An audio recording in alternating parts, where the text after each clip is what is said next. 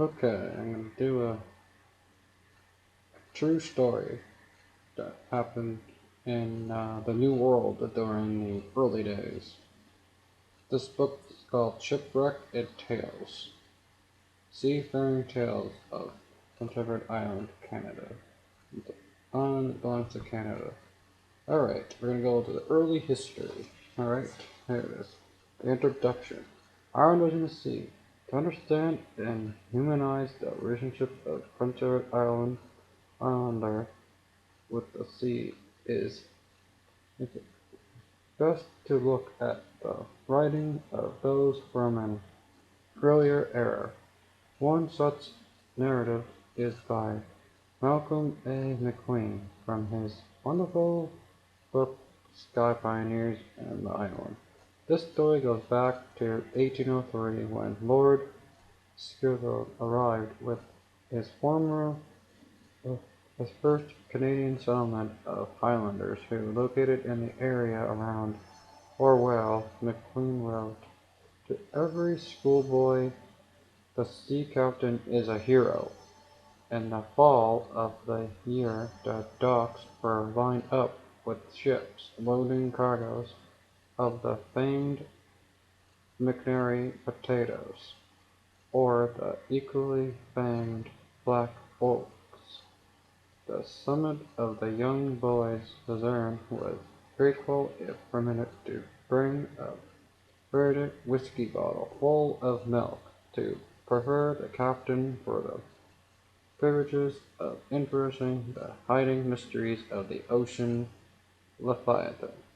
Returning home, the ancient family heard of the wonders seen by Captain cabin, with its reading lamp, the tiny swinging foresail, the canvas held in which was filled the drunken version of Barbados melons, and distant for the children dairy porridge. These sailors were courageous, stern men, entered to hardship and facing dangers as they daily lived. They were dispatched and self-controlled. If in a moment of desire Pearl, the mate's voice, murmured above the fury of the storm, it was not characteristic of the sailor. The same man, especially if a Highland Scot, was urban-short in the quiet undertone that is recognized as characteristic to all sailors, also one marking the speech of all inhabitants of the beloved isle. For, for the first 60 of 70 years of the settlement's experience, these were notable fishing grounds and stocked with plentiful supplies of cod, herring, and mackerel. Within a few miles of the homes to these grounds, young men used greatly to go for a few weeks each summer, erecting hunts on St. Peter's Island. They made it their headquarters, and did a thriving business with American shippers who used to buy their catch. Unfortunately, these grounds no longer provide a source of pleasure and profit to the people. It is ironic that Mr. McLean was concerned about the decline in fishing 180 years before the divine fisheries crisis of the 90s that had thrown Atlantic Canada into an economic turmoil, affecting the traditional lifestyle of a large segment of the population. In yesteryear, the sea provided a highway to the rest of the world. It was fraught with adventure, ferries, yet it was the basis upon which the road was built. For some reason necessary measure getting to the island, a settler, for instance, for others sailing was a way of life, the sea as familiar as the fields, bordered to a Pacific island, past, present, ignored, different on the sea. This book presents a coronation of some shipwrecks, tales of the life of seafaring people of Prince Edward Island. By no means does it cover them all. As I sit here typing this the last thing to be done before sending my book off to the publisher. I want to rush down to the provincial archives for one more exploration of their files. But I know Tony Hawkeye is sitting in his Toronto office, champering at my tardiness and getting the manuscript to him, eager to begin the process, taking from hands with yours. My main hope is this journey is that you enjoy reading as much as I have enjoyed the process altogether. Julie V. Watson. In the beginning, since we should leave the accommodation of Mi'kmaq race to their own historians, we begin our narrative about the land that was to become known as Prince Edward Island, when Jacques Cartier is credited with discovering it in 1534. George Edward Hurst, a teacher of history at the Prince Street School in Charlottetown, documented that the event as he imagined it in place, and the efforts of making history come alive for his students. He wrote the book A Story of Old Abuquit in 1935. The natives gave the island the poetic name of Abuquit, meaning cradle on the wave, though they sometimes called it the island, Minigu, in their language, just as many of us do today. 1534. The River of Boats. It was a peaceful summer afternoon in old Abuquit. Beyond the red cliffs crowned with pine and Chester was an stir of life, exciting now and then the plaintive croaking of a turtle dove or the carrying of a caribou, as still, too, were the waters of the bay below, broken only by the swift of paddles.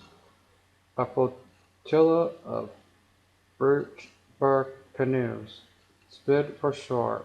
In a few moments the aboriginals would have disappeared around the headland, and so missed as unforgettable story to tell over and over again, and the control fire for hire the far into a bay gathered longboat, manned by many oarsmen, and sitting in the prow of the boat was a man, wise, burning eyes, hidden face, but he was a great chief. Their boat, their dress, their language was different. Their skin was white, white as the moon god. When he smiled upon his people, half in fear, half in wonder, they started for their village, nearing stopping until they reached the wigwam quarters. These, they were told of the great white man, fierce face with those Nordic sun and the others who paddled his canoe. Although the story was only half believed in the Aboriginal camp, it was unanimously true. The white oarsmen were the sailors of Jacques Cartier, and their chief was the great man himself. His story is well known to all who have read Canada's Tale of the Past, how he set sail from St. Malo, France, April 20th, 1534, with 120 men and two small ships, to look for Golden Cathay, the realm of the Great Khan. How he reached a land quite different from China or Japan, but a land more precious than rubies in the hearts of the sailors who came long after him. In May, as Cartier sailed along the coast of Labrador, he said, "I think this is the land God gave to Cain." But when he had sailed further south into the Gulf of the St. Lawrence, he began to think that he was Cathay after all. He landed a group of rocky islands, which he called Bird Islands, on occasion of the large flock of gurnets nesting there. He called it at the Magdalen Islands. On one of the little islands near the Magdalen, he first saw sea crows, or walruses, which he described as great beasts like large oxen, which have two tusks in their head like elephants' teeth and swim about in the water. On June 30th, he sighted our own island near East Point. For a whole day he skirted around the north shore, scanning a harbor, and in the afternoon reached the bay where he saw the flotilla of canoes. He gave this shallow water a beautiful name, Riviere de Barcus, or the River of Boats. This river must have been either Malpec Bay, near the entrance to the Narrows, or less probably Cossapeq Bay, near the mouth of Kedlar River. But he could not stop here because a shore wind across, and he had to turn his longboat back to the ship anchored out at the bar. All night long he ended up exploring, felt he was a dull a fog till about 10 o'clock in the morning. He sighted Cape Orleans, now Cape Codelaire, and a little later North Point, which he named Cap de Suez. Cartier, in an announcement of his discovery, the following incident in connection with the point of land. At this, Caitlin, and after a long boat, making frequent signs to us, returned towards the he said pointed, and seeing no signs, began to row towards him. But he saw that we were returning. He began to run away and to flee before us. We landed opposite to him, and placed a knife and a wooden scarf on a branch, and then returned to our ships. So it was that a Cape rescued a name, rounding the Cape of Savages. Cartier sailed about 10 lengths up the low-lying coast towards West Point. He was still looking for a sheltered roadside when he came to the western center of Northumberland Strait. This, which he called St. Lunar Bay, he thought was a great gulf, so that departing finding a heaven in that part of this part of the New World, he sailed north along the coast of New Brunswick. This it was that the French mariner sailed away, with the belief that his island of delight, that